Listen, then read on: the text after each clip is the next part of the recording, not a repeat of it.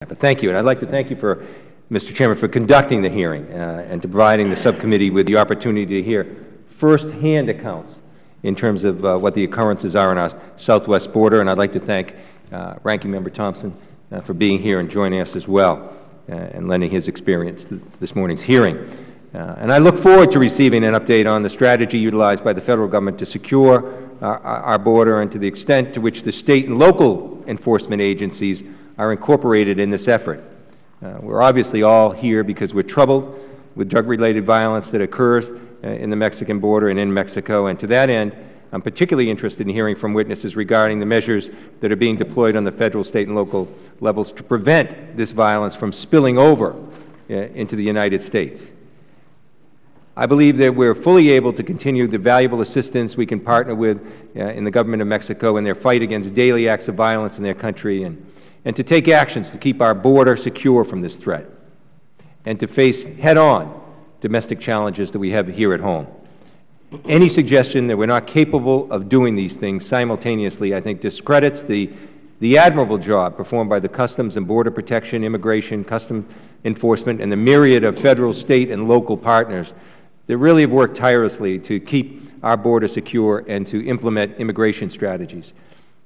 President Obama and Secretary Napolitano's visit to El Paso and Austin, Texas yesterday to discuss both border security and comprehensive immigration reform show a commitment to both of these concepts.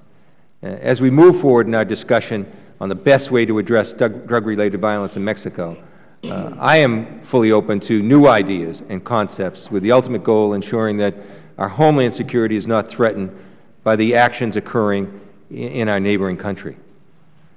Our government has successfully used the Foreign Narcotics Kingpin Designation Act to sanction Mexican drug trafficking organizations, and I am assured that this act provides the U.S. with one of the best available tools for imposing economic sanctions against Mexican DTOs.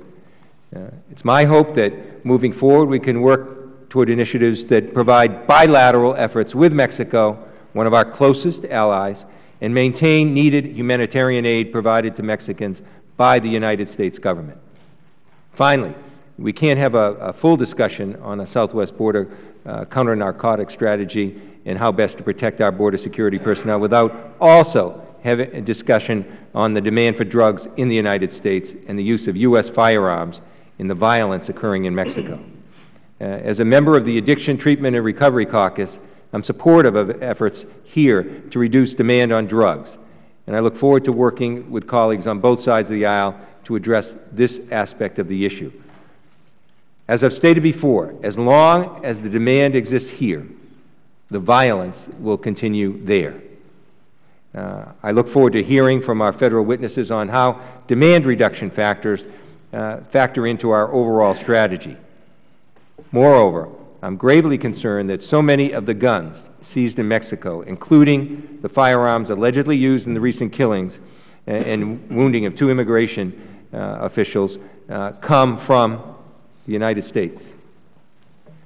As the President noted yesterday at the border, for the first time, we're now screening 100% of the southbound rail cargo to reduce the threat of gun trafficking into Mexico.